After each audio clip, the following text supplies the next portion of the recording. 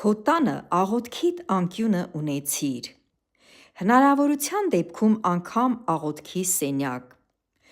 Փոխվելդ, ազատագրվելդ քո ձեռքին է,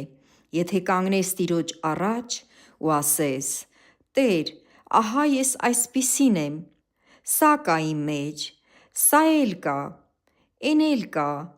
բացես սիրտդ Աստծո առաջ, երբ դու և ինքը քո աղոթքից սենյակում հանդիպեք, առանձին,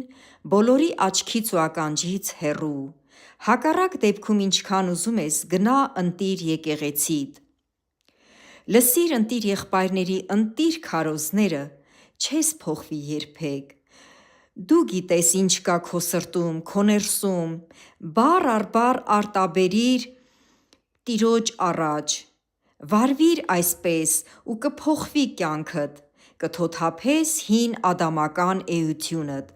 վատ սովորույթներդ, նաև հիվանդություններդ։ Թող Տերը օրհնի քո նոր օրհնված ընթացքը։ Ամեն։